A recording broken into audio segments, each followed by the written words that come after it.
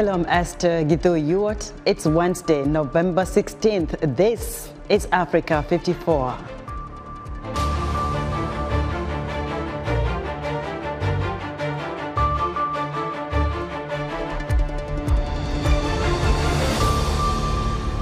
Ethiopia's prime minister vows to keep the peace in Tigray intact now that a ceasefire is in place. We have a report.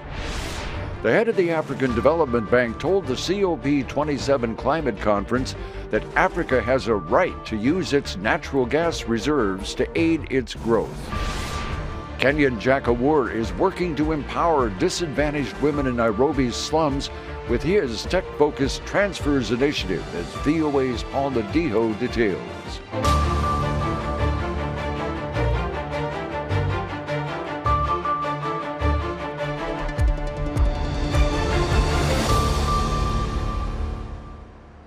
We begin in the Democratic Republic of Congo, where residents of Goma are on edge after weeks of fighting between the army and the M23 rebels. Rumors of a rebel advancement in East Congo has pushed people to flee toward Goma.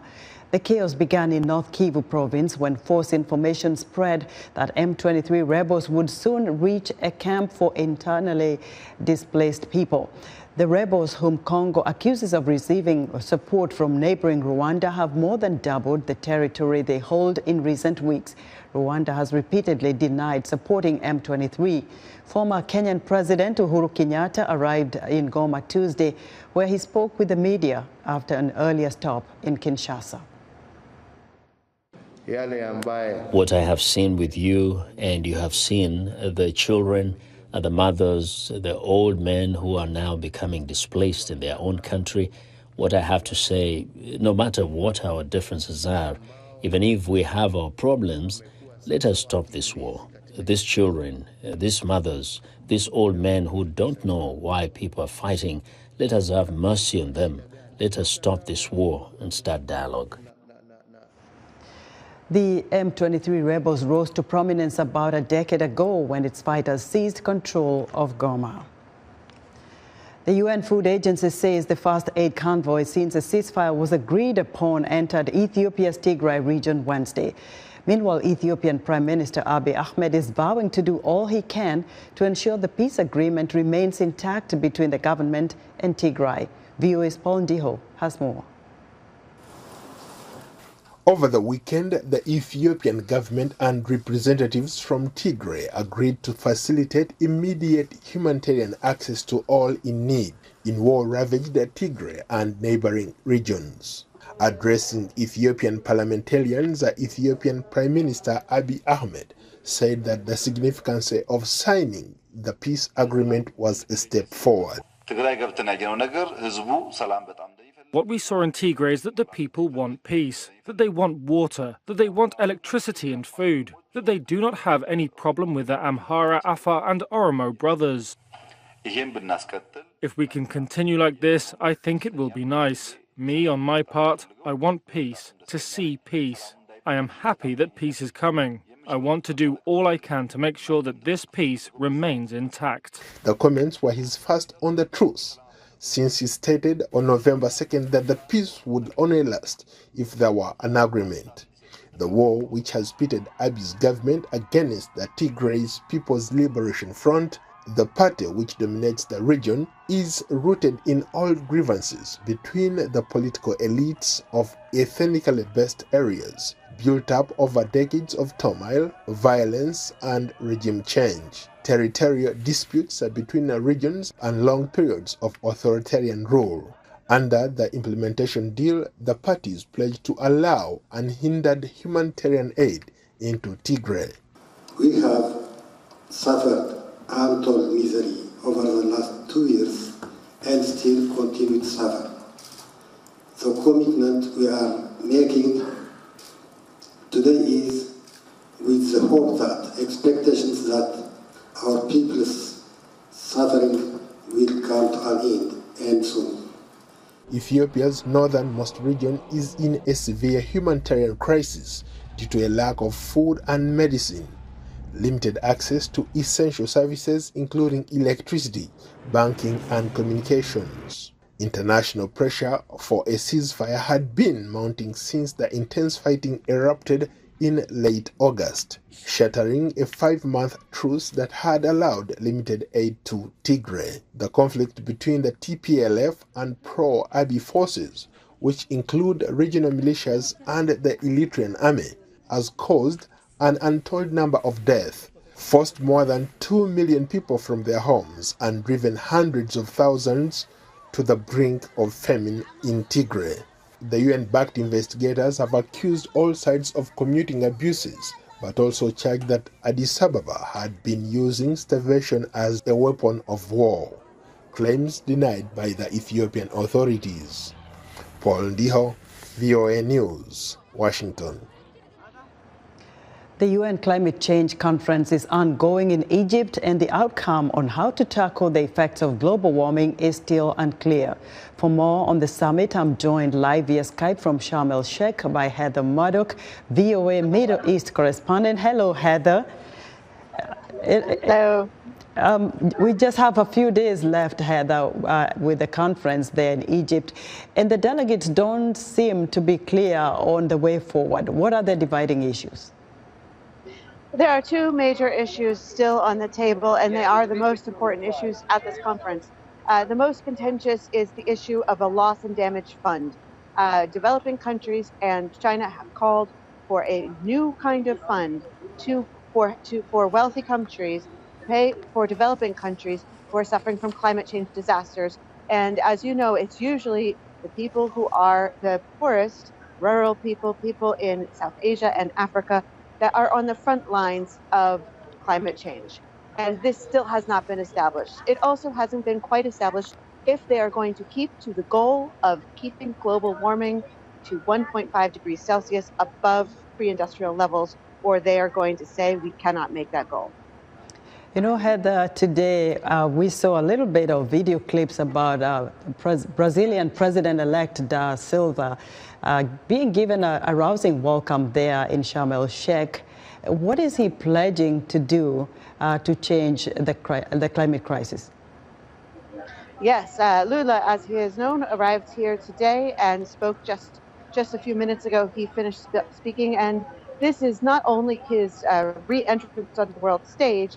He is saying this is Brazil's re-entrance into the climate change action world. His predecessor, the current president, Bolsonaro, is a climate skeptic and has overseen some of the worst deforestation of the Amazon rainforest in living memory. So we are hoping that he, as he has called for, to end deforestation, will gather the international support and the support he needs at home, which is complicated. So there's a long road to go, but for climate change watchers, it was a really good step that hopefully today will begin to restart the idea of saving the Amazon rainforest. One of the things, Heather, we've heard over the past couple of days is the African delegates talking about not being responsible, the continent not being responsible for greenhouse gas emissions. What is being said in response to their point of view? This is the great issue of this conference, and I think from a moral level, I think everyone agrees. I mean, the African continent is not responsible for the emissions that are warming the globe to what could be like unlivable levels in 100 years. But people on the African continent are often the ones suffering the most from it. So, of course, everyone agrees that that is absolutely unfair. And the calls for reparations and the calls for money to prepare communities for climate change disasters have been heard. They're on the agenda here. But what's very disappointing is that so far they just remain on the agenda. There is not a clear deal or path to make their demands happen. Heather, as always, thank you very much for your reporting. Heather Murdoch is VOA's Middle East correspondent. The World Health Organization says half the world is likely to live in water-stressed areas or places with insufficient supplies of clean water by 2025, as officials at the UN Climate Conference in Egypt call for emergency aid. Heather Murdoch reports in Sharm el-Sheikh, Egypt, with Halan Akoi in Iraq. These Iraqi marshes once covered 20,000 square kilometers of land. People have lived here for thousands of years. It is part of the so-called cradle of civilization, known as the birthplace of agriculture, cities, and writing. The United Nations lists the marshes as a World Heritage Site. But in the past 4 years of drought, hundreds of families have been forced to flee their homes and give up their jobs. Protesters say there is not enough water to raise their animals, fish, or even to drink. They carry signs saying, "Enough promises, the marshes are dying." They want to displace us. Clean water is given to dogs and pigs, but it's kept from us. Much of the marshland was drained under former Iraqi dictator Saddam Hussein, and the recovery after his fall has been marred by upstream dams, pollution, and now drought. At the UN Climate Conference in Sharm el-Sheikh, Egypt, the World Health Organization said by 2025, half the world's population will live in water-stressed areas. Protesters here say climate change and climate justice are the same issue, with the world's hardest-hit people being driven from their homes and livelihoods. We want land to the farmers, land to landless. We want land to the poor farmers. Raising water buffalo and fishing are two of the main occupations in the Iraqi marshlands. Families across the region have had to sell off their animals or watch them die. Local officials say more than 1,500 fishermen have been forced to give up their work in recent years. We can't make a living without water. Our animals have died. The marshes are gone. We lost our houses. We have become lost birds. Despite government calls for emergency aid at the climate conference, families here say there are no government or international programs in place. Iraq is listed by the UN as the 5th most vulnerable country in the world to climate change due to rising temperatures and the decreasing availability of food and water. For VOA, Heather Murdoch in Sharm el-Sheikh, Egypt, with Alan Akoy in Tikar, Iraq. The president of the African Development Bank says Africa should be able to use its natural gas resources even as some nations at the COP27 climate talks are pushing for fossil fuels to be phased out. David Doyle has more. The right of African countries to use their natural gas resources should be reflected in any deal at the COP27 climate talks, the president of the African Development Bank has said. Agreeing a deal on fossil fuels is a key sticking point at the talks. Sources say some countries, including India, are keen to phase down the use of all such fuels, including gas. But AFDB President Akinwumi Adesina said natural gas is needed to balance out the energy supply, given the intermittent nature of renewables. Even if Africa uses all of its natural gas for power, you know how much it would contribute to emissions? 0.67. That's all. So Africa must have natural gas to complement its renewable energy to assure access, affordability, and security of power supply. The world is currently on course to miss its climate goal of limiting global warming to 1.5 degrees Celsius above the pre-industrial average by mid-century. Because of that, one focus at the conference has been on countries accelerating their shift to renewable energy.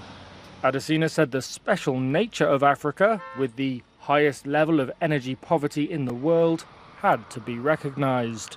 When it comes to the issue of gas, the African Development Bank, we are the leader on this continent on renewable energy. We are putting 85% of our resources into renewable energy generation. But I recognize that renewables are very highly variable in terms of supply, so you got to make sure you have a balanced energy grid. A preliminary document from COP27's hosts arrived late on Monday. It made no mention of fossil fuels. While the document forms the basis of any agreement, the all-important final wording has yet to be hammered out. Your Excellency, you have the floor. David Doyle of Reuters filed that report. The G20 summit is underway in Indonesia, and South Africans are speaking out on how they view the conference. They say it is a platform for countries to gather and discuss challenges currently facing the world. I know that it's the top 20 countries in the world, the top big economies coming together to meet about different issues that they want to talk about, such as global warming, economics, and like how we can recover from COVID. I see that like oil, especially because of what's happening in Ukraine and Russia, oil's making prices go up for petrol and everything is just going up, and not the salaries. The salaries are still the same. So I would like to see for them to implement something economically, mainly in Africa maybe, that could help lower the price of everything, lower the load on consumers. Well, I think it should be focused on those that have suffered the most from the events that happened in the world in the last couple of years. That's the poor and the youth. And I think the focus should be on them. Our countries are running behind, especially South Africa and African countries. And it would be so wonderful to watch them assist all the trailing countries to come up to their standard. South Africa is currently the only African member of the G20. We're excited to hear what you think about Africa 54 and all our VOA Africa programs on our website at voaafrica.com. Still to come, empowering women with basic survival skills using innovative technology. But first, Heidi Adams tells us what's on tap for Wednesday's Straight Talk Africa. On the next Straight Talk Africa, we'll discuss the UN climate conference underway in Egypt. Global leaders attending COP27 are exploring ways to tackle climate change. Are advanced economies at fault? And what is owed to countries and communities bearing the brunt of the climate crisis? Join me, Heidi Adams, on the next Straight Talk Africa.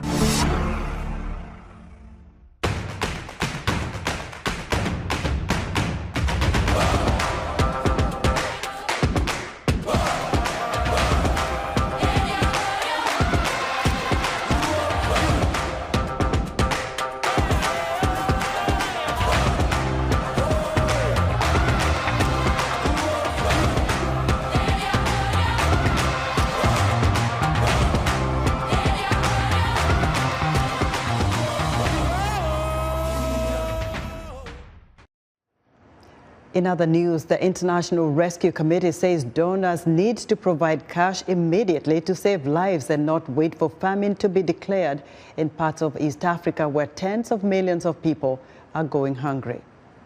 The family of jailed British-Egyptian activist Alaa Abdel Fattah says he has ended a months-long hunger strike.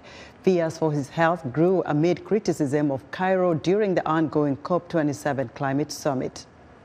And former U.S. President Donald Trump announced Tuesday that he is running for president in 2024. His decision comes in the wake of midterm elections that did not award his Republican Party as well as expected. Cameroon is one of 5 African teams competing in the FIFA World Cup in Qatar. The Indomitable Lions began their preparation last October. The course then continued at home, with this time a workforce made up mostly of local players. The national team took the road to Qatar on November 10th. Here's a look back at these preparations with correspondent Emmanuel Ntap, narrated by Vincent Makori. The captain of the Indomitable Lions, Vincent Abubakar, waves the flag of Cameroon at the Omnisport Stadium in Yaoundé before the start of the friendly match against Jamaica. A farewell match chaired by one of President Paul Biya's closest collaborators, Minister Samuel Mvondo Ayolo. The head coach, Rigobert Song, published the list of 26 selected for the World Cup. My colleagues and I have gone through all the points and tried to see which corresponded to what we are looking for. But we will continue in our effort, give hope to the Cameroonian youth today who have chosen to do this job. 24 professional and 2 local players will be on the expedition to Qatar. In Yaoundé, people have mixed feelings over some choices made by the national coach. The absence of Ngando is disturbing. Kulu alone can't do anything. If we could call Ngando back to the team, it really should be fine. It's not confirmed that it's Nkulu replacing Mike Ngandeo. There are other defenders that we have selected that we don't know yet. Really, let's trust the coach. If the coach believes that Ngandeu is no longer good, he's the one who bears the responsibility for the team. I think that the return of Nicolas Nkulu can fill the hole. The coach of the Indomitable Lions did not wish to comment on his decisions after announcing the 26-man squad for Qatar. So far, Cameroon has yet to win any friendly matches against teams less capped than Switzerland, Serbia and Brazil that the Indomitable Lions will meet in pool matches. We played Uzbekistan, we took 2. We played Korea, and we conceded a goal. Regardless of the level of the opponent who is there, do we receive the balls as we should? Do we look for a solution forward when we have made 2 passes in our camp? Does it pass with a low opponent? With a less capped opponent, it can always pass. So the most important thing is to stay applied. Before the start of the competition, the technical staff of the Indomitable Lions will have another regrouping with the entire workforce.